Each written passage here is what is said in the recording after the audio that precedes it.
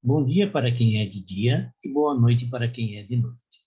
Eu sou João Batista, engenheiro eletricista com especialização em eletrônica, sou pesquisador ufológico, pesquisador bíblico e espiritualista. No último programa, eu falei a respeito da palavra inferno e qual seria o seu significado na Bíblia. E hoje eu vou falar a respeito da palavra céu. E as referências que eu busquei na Bíblia a respeito de céu. Eu não vou conseguir apresentar aqui todas as referências da Bíblia no que diz respeito à palavra de céu, mas vou comentar aquelas que eu considerei importantes para fixar um entendimento. Então, vamos lá. O céu é a morada do Senhor, ou seja, a morada do Senhor é no céu. Isso está em 2 Crônicas 6:21. E diz da seguinte maneira, eu vou apresentar aqui normalmente 2 Bíblias, porque são traduções que diferem ligeiramente. Na Bíblia 1 está escrito, e que escutarias o coração, e que teu servo te faz, e ouvirás as súplicas de teu servo e as do teu povo de Israel. Ouve, Senhor, da tua morada, que é o céu, todos os que nesse lugar orarem e ser propício. Aqui ele está falando sobre o templo de Jesus. Bom, na Bíblia 2, nós temos, digna-te atender às orações que teu servidor e teu povo Israel dirigem voltado para este lugar. Queiras escutar do lugar da tua habitação, lá no céu. Escutar e perdoar. O que significa? Aqui simplesmente está dizendo que a morada do Senhor é no céu. Nós temos uma outra passagem no céu. Acaso entendes a ordem do céu? Isso está escrito em Jó 38:33. E o que está escrito é, na Bíblia 1, acaso entendes a ordem do céu? E darás tu disto razão, estando na terra? Conheces as leis do céu e determinas suas funções sobre a terra? Nesse caso, então, se referia a que a ordem do céu, das estrelas, do dia, da noite, da lua ou dos astros, se o ser humano entenderia esta ordem. E se o ser humano dará disto razão estando na Terra. Bom, há uma outra passagem que diz, céu, nem o céu dos céus podem conter Deus. Isso está em 2 Crônicas 2:4-6.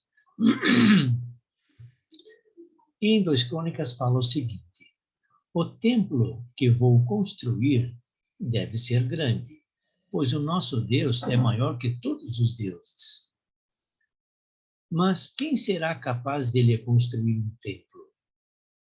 Na Bíblia 1, em vez de templo, diz uma casa digna, visto que nem os céus e nem os supercéus, na Bíblia 1 diz o céu e o céu dos céus são capazes de abraçá-lo. Na Bíblia 1 diz, não o podem conter. E quem sou eu para lhe construir uma casa? Que posso fazer é queimar incenso diante dele.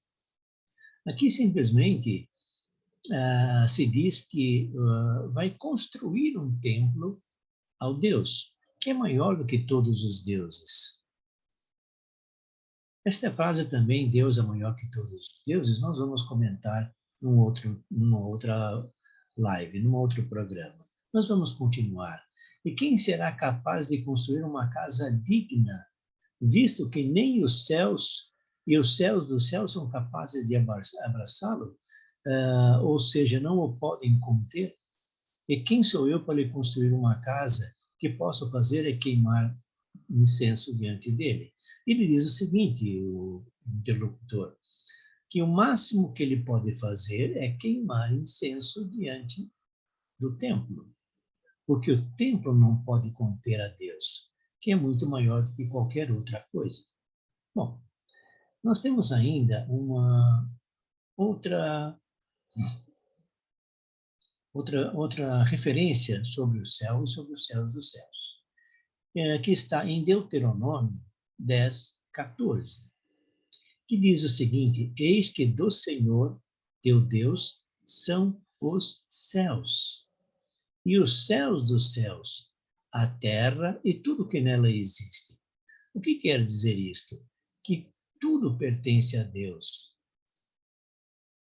Os nossos céus pertencem a Deus, e os céus dos céus também pertencem a Deus. Agora, quais são os céus dos céus?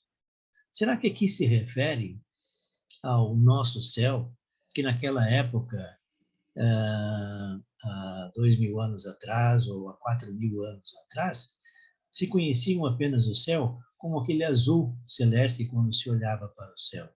Então, esse poderia ser considerado o céu, onde então vivia Deus. E também os céus dos céus. Aqui eu não consigo entender exatamente o significado do céu e dos céus.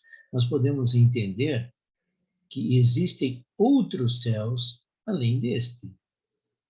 E a terra e tudo que nela existe. Então também diz que os céus dos céus, e a terra e tudo que nela existe pertencem a Deus. Aqui vale uma referência, né? Em algumas análises bíblicas, diz o seguinte, que há 3 tipos de céus, que são o céu... Um instante, por favor, eu estou procurando aqui esta referência.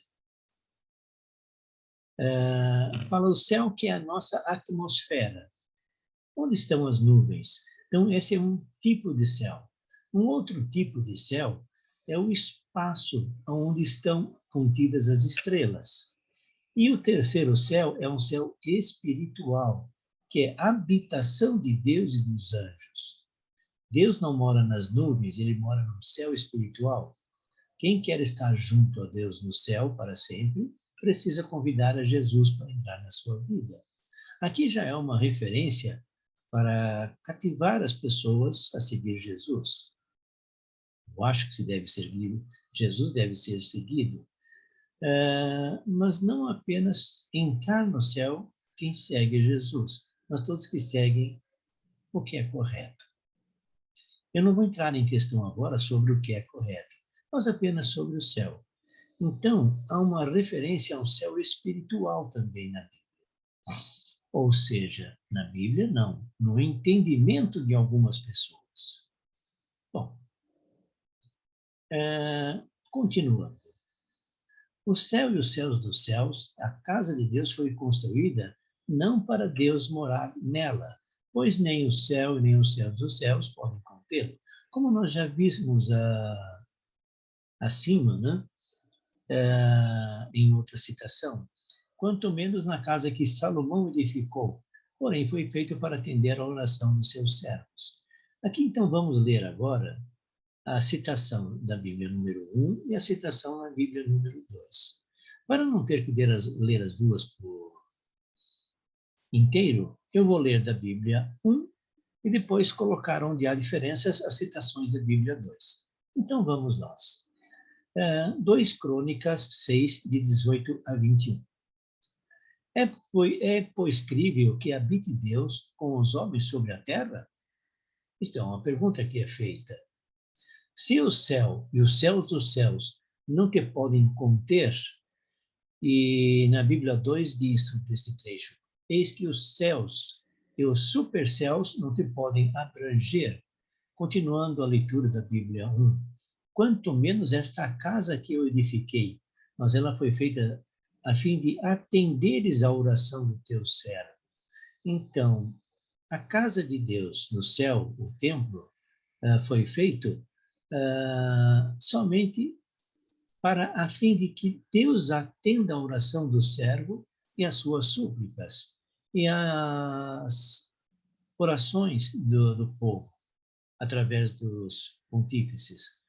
Bem, E aqui diz ainda, Senhor meu Deus, é a fim de ouvires as rogativas que o teu servo faz na tua presença, para de dia e de noite teres os teus olhos abertos sobre esta casa, sobre o lugar no qual tu prometestes que se invocaria o teu nome, e que não e que escutarias a oração que o teu servo te faz, e ouvirias a súplica do teu servo e do teu povo de Israel. Ouve, Senhor, de tua morada, que é o céu, todos os rogos que neste lugar orarem. Todos os que neste lugar orarem, e se propício. Na Bíblia 2, no termo ouve, Senhor, da tua morada, que é do céu, na Bíblia 2 está escrito, lá do céu se escuta e perdoar. Então, significa que o templo, e dentro do templo nós temos um lugar do Santo dos Santos, foi feito para as súplicas dos homens e que Deus ouviria aquelas súplicas.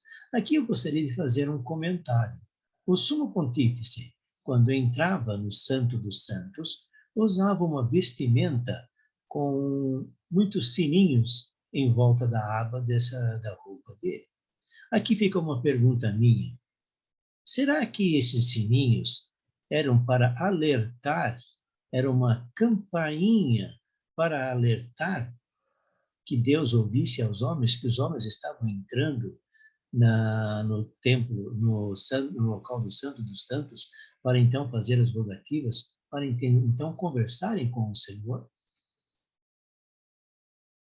Porque, por outro motivo, poderia ser colocadas esses sininhos.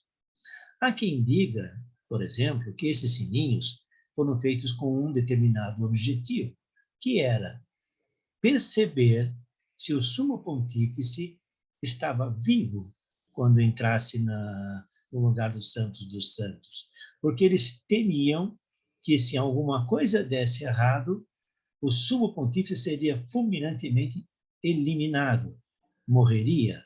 Então, se eles não ouvissem mais os sininhos tocando, e um detalhe, além destes sininhos, eles amarravam na perna do sumo pontífice uma corda.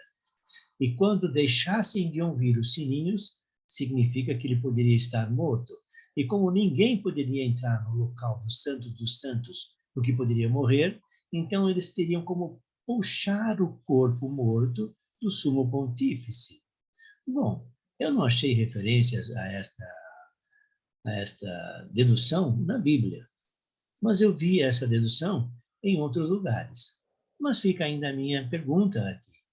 Eu não sei se realmente esse era o objetivo, porque se somente o sumo pontífice poderia entrar no local do Santo dos Santos, ele não deveria temer nada, porque ele estava dentro do que lhe competia, dentro da sua competência.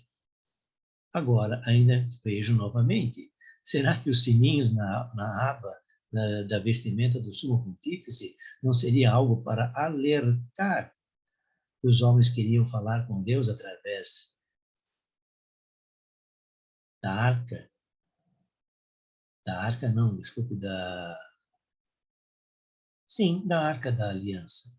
Bom, vamos dar continuidade. O Senhor fez os céus. Isso está escrito em Crônicas, em 1 Crônicas 16, 26. E diz o seguinte, porque todos os deuses das gentes são ídolos, mas o Senhor fez os céus. Na Bíblia 2 diz, na verdade, todos os deuses dos povos não passam de nada. Entretanto, o Senhor fez o céu. Novamente aqui uma referência a céu, que eu entendo como o firmamento, como a nossa galáxia, como todas as estrelas brilhando no céu. Então, quando Deus fez os céus, aqui eu entendo que Deus fez o universo e fez os luzeiros, que são as estrelas, para iluminar a nossa noite. Bom, vamos dar continuidade.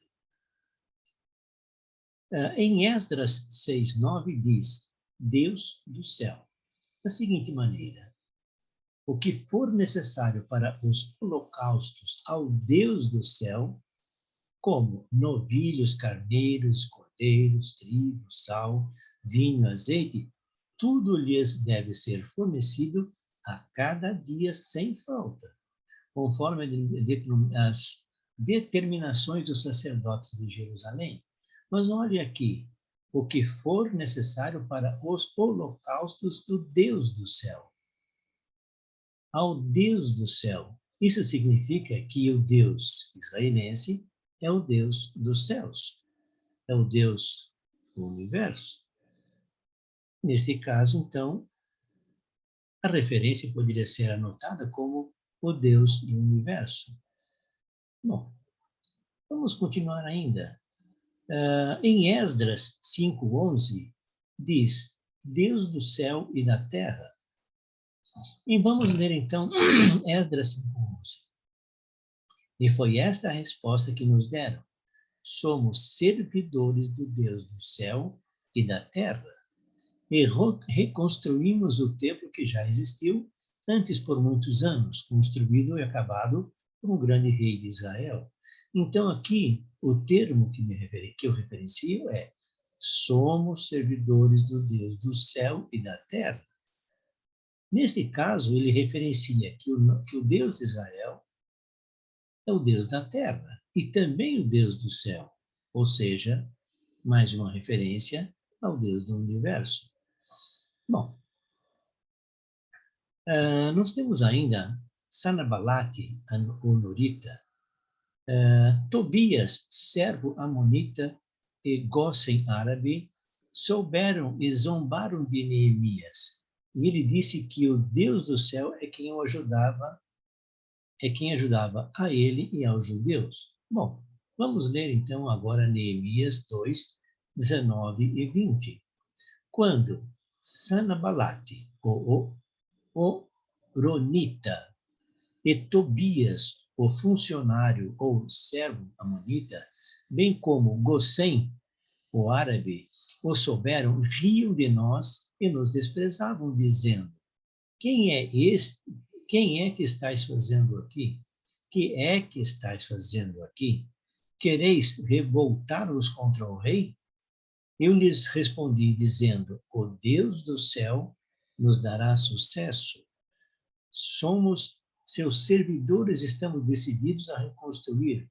Vós nada tendes a ver com isto. Não tendes direito e ninguém faz caso de vós em Jerusalém. Aqui se trata como a reconstrução do templo após o retorno do cativeiro, onde algumas pessoas não queriam que se reconstruísse o templo.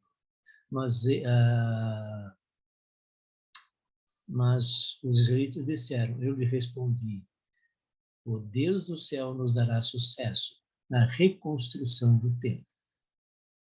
Novamente, o Rei dos céus. Nós temos ainda, no mesmo trecho de Neemias 9:6, dizendo o seguinte,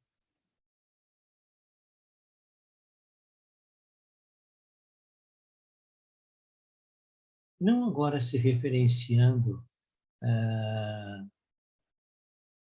Bom, eu vou ler todo o texto, é mais fácil. Tu só és Senhor, tu só fizeste o céu dos céus e todo o seu exército. Olha só aqui, os céus de céus e todo o exército de Deus que vive nos céus. Continuando a leitura, a terra e tudo que nela há, os mares e tudo que neles se contém, e tu darás vida a todas as coisas, e o exército do céu te adora. Aqui se referencia o exército do céu, o exército do Senhor, o exército de Deus. O que seria um exército de Deus no céu? O que nós podemos entender? Seria um exército que acompanha o Deus do universo, o Deus da nossa galáxia, o Deus de todas as galáxias? Bom, vamos ler agora o que está escrito no mesmo texto, na Bíblia 2.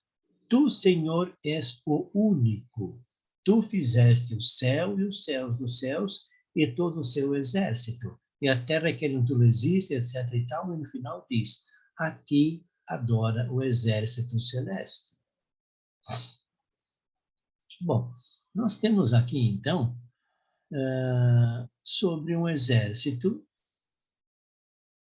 de Deus. Deus, então, tem um exército, e esse exército fica nos céus. Bom, vamos continuar aqui. Todos os que estão no céu sabem o que ocorre lá. Essa passagem eu achei bastante interessante, porque diz o seguinte, Enoque 3, de 1 a 3.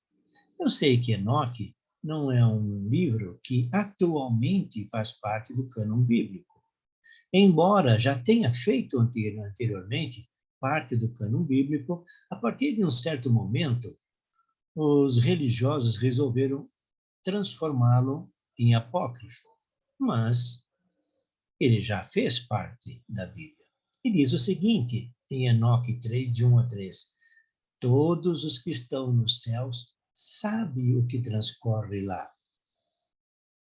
Quem está nos céus? São os espíritos que já desencarnaram, os espíritos que estão aguardando para reencarnar, o exército do Senhor, o exército de Deus. Nós vamos dar continuidade. Eles sabem que as luminárias celestes não mudam os seus caminhos. Quem são as luminárias celestes? São as estrelas. Continuando a leitura, que cada uma nasce e se põe regularmente. Ou seja, cada estrela nasce e se põe conforme o movimento da Terra de forma regular. Continuando a leitura, cada uma a seu próprio tempo, sem transgredir os mandamentos que receberam. Ou seja, todas as estrelas receberam um condicionamento. Aqui fala que essas estrelas receberam esse condicionamento. A visão da Terra e entendem que o devem acontecer desde o princípio até o fim. Os luzeiros, as estrelas, entendem o que deve acontecer desde o princípio até o fim. Continuando a leitura, eles veem que toda a obra de Deus é invariável no período de seu aparecimento. Eles veem o verão e o inverno, percebendo que toda a terra está repleta de água e que a nuvem, o orvalho e a chuva refrescam-na. Dentro desse trecho de Enoque 3, de 1 a 3, o que é importante é todos os que estão nos céus sabem o que ocorre lá. Bom, aqui eu completo o que eu havia já colecionado para apresentar hoje. Eu vou apresentar agora umas outras citações que eu pesquisei na internet. Mas essa pesquisa que é feita na internet se referencia sempre à Bíblia, ou seja, referencia da mesma forma que eu fiz a minha pesquisa, olhando a palavra céu, que está escrita na Bíblia, na coleção que eu fiz, uma outra pessoa fez uma outra coleção. E eu vou ler, então, esta coleção desta pessoa. Então, vamos lá. Em Filipenses 3, de 20 a 21, disse, a nossa cidadania, porém, está nos céus, de onde esperamos ansiosamente o Salvador, o Senhor Jesus Cristo. Olhem só, a nossa cidadania está nos céus. Nós somos cidadãos dos céus. Bom, continuando a leitura. Pelo poder que o capacita a colocar todas as coisas debaixo do seu domínio, no caso Jesus Cristo, ele transformará os nossos corpos humilhados, tornando-os semelhantes ao seu corpo glorioso. Nós então seremos transformados como o corpo glorioso de Deus, que está nos céus. Bom, vamos continuar. Em Mateus 6, de 20 a 21. Mas acumulem para vocês tesouro nos céus, onde a traça e a ferrugem não destroem, onde os ladrões não arrombam nem não furtam. Pois onde estiver o seu tesouro, aí está também o seu coração. Aqui o ensinamento que eu imagino, que eu analisei que estaria sendo feito, é que nós devemos acumular tesouros no céu, ajudando outras pessoas, fazendo o que é certo, e assim por diante. E lá, esses tesouros, a traça e a ferrugem não destrói. Porém, os tesouros que nós colocamos aqui na terra, dinheiro, joias, etc., os ladrões podem arrombar. Bom, vamos continuar. Em Isaías 66:1 diz: Assim diz o Senhor, o céu é o meu trono e a terra o estrado dos meus pés. Que espécie de casas vocês me edificarão? Jesus pergunta. Perguntando novamente, o meu lugar, é esse o meu lugar de descanso? Então Deus disse, o Senhor disse, o meu trono é no céu e a terra é o estrado dos meus pés. Bom, vamos dar continuidade. Mas será possível que Deus habite na terra? Os céus mesmos, os mais altos dos céus, não podem conter, muito menos esse templo que construí. Salomão construiu o templo. Isso está escrito em 1 Reis 8:27. Bom, nós temos em 2 Coríntios 5:1. Sabemos que, se for destruída a temporária habitação terrena que vivemos, temos da parte de Deus um edifício, uma casa eterna nos céus, não construída por mãos humanas. Isso está dizendo que nós temos um edifício, nós temos uma casa preparada para nós nos céus. Bom, em Salmos 73, de 25 a 26, nós temos o seguinte: o que tenho nos céus, senão a ti?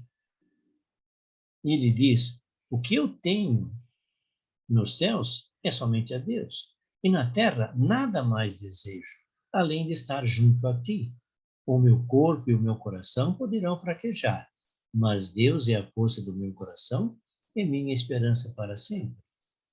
Novamente aqui referencia que a quem tenho nos céus, senão a ti, Senhor, senão a ti, Deus.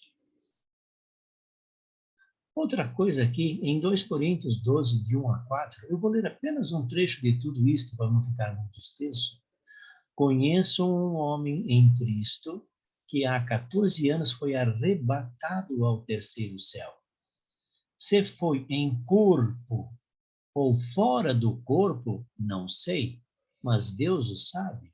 E sei que esse homem, se no corpo ou fora do corpo, não sei, mas Deus o sabe, foi arrebatado ao paraíso e ouviu coisas indizíveis, coisas que ao homem não é permitido falar. Então ele disse que conhece um homem em Cristo que há 14 anos foi arrebatado ao terceiro céu. Será esse terceiro céu? Nós temos o nosso céu que fica em volta da Terra, temos o céu dos céus, que é a nossa galáxia. Será que esse terceiro céu, então, é o que algumas pessoas referenciam como céu espiritual? E aqui diz o seguinte: se esta pessoa foi arrebatada em corpo físico ou fora do seu corpo, o que significa fora do seu corpo? Significa em desdobramento. Significa que o espírito foi levado, mas não o corpo. E que ele ouviu lá coisas que não são dizíveis, ou ele fala, conforme ele fala no texto, coisas indizíveis, coisas que ao homem não é permitido falar. Então, ele viu o terceiro céu, ele viu uma morada, não sei exatamente o que ele viu, mas uma coisa ele disse: ao homem não é permitido falar. Ainda em Salmos 11:4, nós temos o seguinte termo: o Senhor está no seu santo templo, e o Senhor tem o seu trono nos céus. Olha só, mais uma vez, o trono de Deus está nos céus, e os seus olhos observam, os seus olhos examinam os filhos dos homens. Lá, no trono do Senhor, nos céus, ele observa os homens e examina os filhos dos homens. Continuando, Salmo 103:19. O Senhor estabeleceu o seu trono nos céus, e como rei domina sobre tudo que existe. Vamos lá continuar mais um pouquinho. Os céus declaram a glória de Deus. O firmamento proclama a obra das suas mãos.